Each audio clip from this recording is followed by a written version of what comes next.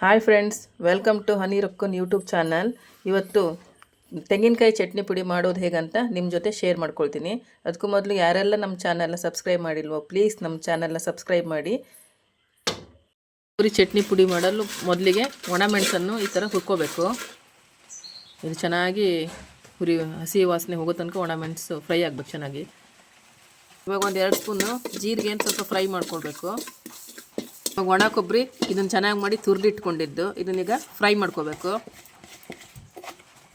ಇದನ್ನು ಸಣ್ಣ ಉರಿಲಿ ಇಟ್ಕೊಂಡು ಫ್ರೈ ಮಾಡಬೇಕು, ಇಲ್ಲದ್ರೆ ಎಲ್ಲ ಬುಡ ಸೀದ್ಬಿಡುತ್ತೆ. ತೆಂಗಿನಕಾಯಿ ಹುರಿದು ಇದನ್ನು ಸ್ವಲ್ಪ ಮಿಕ್ಸಿಯಲ್ಲಿ ಹಾಕಿ ಈ ಥರ ಸ್ವಲ್ಪ ಸಣ್ಣಕ್ಕೆ ಪೌಡ್ರ್ ಮಾಡಿದ್ದು.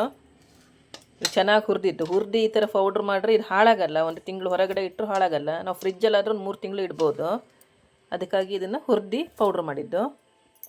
ಮೆಣಸು ಮತ್ತು ಜೀರಿಗೆ ಈಗ ಮಿಕ್ಸಿಗೆ ಹಾಕಿ ಇದನ್ನು ಪೌಡ್ರ್ ಮಾಡ್ತೀವಿ. ಇದಕ್ಕೆ 1 ಗಡ್ಡೆ ಬೆಳ್ಳುಳ್ಳಿ,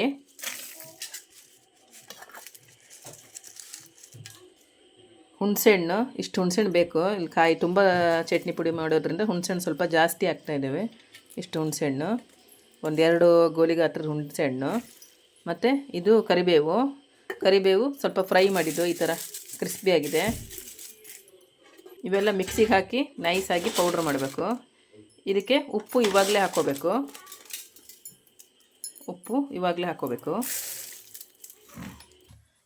ಈಗ ಇದು ಮಿಕ್ಸಿ ಮಾಡಿದ್ದು ಇಷ್ಟು ನೈಸ್ ಆಗಿದೆ. ಇಷ್ಟಾದರೂ ಸಾಕು, ಚಟ್ನಿ ಪುಡಿ ಎಲ್ಲ ನಡೆಯುತ್ತೆ. ಈಗ ಇಲ್ಲಿ ಕಾವಲಿಗೆ 2-3 ಸ್ಪೂನ್ ತೆಂಗಿನ ಎಣ್ಣೆ ಹಾಕಿದ್ದು. ಎಣ್ಣೆ ಕಾದಿದೆ. ಇದಕ್ಕೀಗ 1 ಗಡ್ಡೆ ಜಜ್ಜಿದ ಬೆಳ್ಳುಳ್ಳಿ ಹಾಕಿ ಚೆನ್ನಾಗಿ ಫ್ರೈ ಮಾಡ್ಕೋಬೇಕು.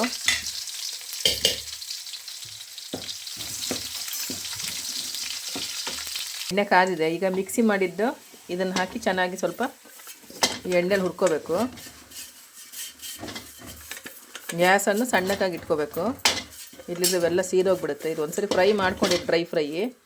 ಈಗ ಸ್ವಲ್ಪ ತೆಂಗಿನ ಎಣ್ಣೆಲಿ ಹಾಕಿದರೆ ಸ್ಮೆಲ್ಲು ಚೆನ್ನಾಗಿ ಬರುತ್ತೆ. ಈ ಥರ ಫ್ರೈ ಮಾಡೋದ್ರಿಂದ ಸ್ಮೆಲ್ಲು ಟೇಸ್ಟು ಚೆನ್ನಾಗಿ ಬರುತ್ತೆ.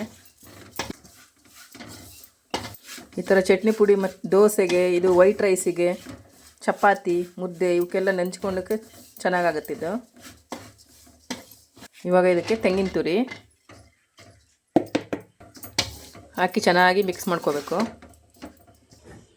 ಚಟ್ನಿ ಪುಡಿ ಇವಾಗ ರೆಡಿಯಾಗಿದೆ. ಗ್ಯಾಸ್ ಆಫ್ ಮಾಡ್ತೀನಿ.